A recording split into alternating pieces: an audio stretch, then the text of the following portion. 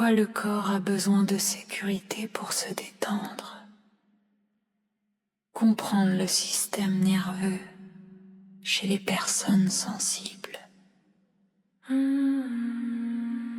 Bonjour et bienvenue dans Harmonie Atypique. Je suis Clémence Salami, fondatrice d'Harmonie Atypique, sophrologue quantique et accompagnante en psychoénergie au croisement de la sophrologie quantique, des neurosciences et de la compréhension fine du système nerveux sensible.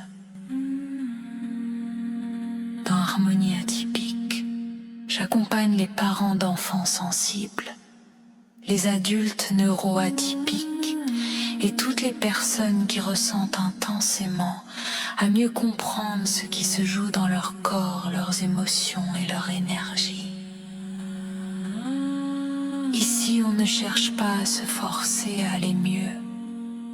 On crée de la sécurité intérieure, on respecte le rythme du corps et on remet du sens là où il y a parfois de la fatigue, de la confusion ou du découragement.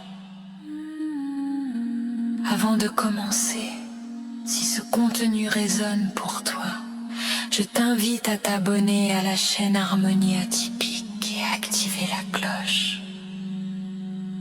C'est un geste simple, mais il nous permet de continuer à proposer des contenus profonds, accessibles et réellement utiles pour les personnes sensibles. Je te laisse maintenant entrer dans cet espace d'écoute au cœur de la saison 1 d'Harmonie Atypique. Le malentendu autour de la détente. Beaucoup de personnes sensibles pensent que pour aller mieux, il faut apprendre à se détendre. Elles essaient la respiration, la relaxation, la méditation. Et parfois, malgré tous leurs efforts, le corps ne suit pas. Cela peut créer de la frustration, de la culpabilité ou l'impression de ne pas y arriver comme les autres. Mais ce blocage apparent repose souvent sur un malentendu fondamental. Le corps ne cherche pas le calme, il cherche la sécurité. Du point de vue du système nerveux, la détente n'est pas une priorité, la priorité c'est la sécurité. Tant que le corps perçoit un danger, qu'il soit réel, émotionnel ou issu d'expériences passées, il reste en vigilance. Ce n'est pas un dysfonctionnement, c'est un mécanisme de survie. Le corps ne fait jamais trop, il fait exactement ce pourquoi il est programmé. Système nerveux sensible, capter plus, réagir plus. Chez les personnes sensibles et neuroatypiques, le système nerveux capte davantage d'informations. Les émotions, les ambiances, les micro-signaux relationnels sont perçus avec plus d'intensité. Cela donne une grande finesse émotionnelle, mais aussi une plus grande vulnérabilité au stress. Si la sécurité intérieure n'est pas suffisamment installée, le corps reste en alerte même lorsque tout semble calme à l'extérieur. Pourquoi forcer la détente aggrave parfois les choses? Quand on dit à un corps vigilant « détends-toi », le message reçu peut être « tu n'as pas le droit d'être comme tu es ». Cela peut créer encore plus de tension. C'est pour cela que certaines pratiques, pourtant bien intentionnées, ne fonctionnent pas chez tout le monde.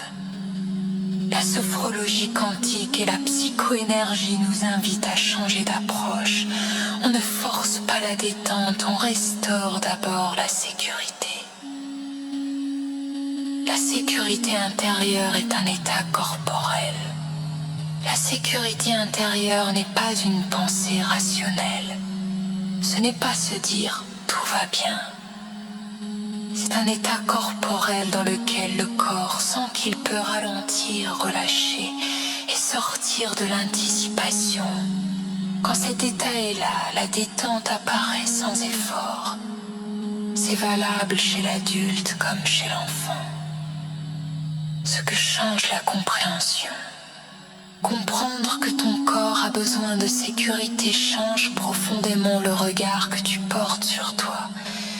Tu n'es plus en lutte contre tes réactions. Tu commences à écouter ce que le corps essaie de dire et cette écoute à elle seule est déjà une première forme de régulation. Avant de conclure cet épisode, je t'invite simplement à garder avec toi ce qui a fait sens, ce qui a résonné ou ce qui t'a apporté un peu plus de clarté ou de calme. Il n'y a rien à retenir, rien à appliquer immédiatement. Juste laisser l'écoute faire son chemin.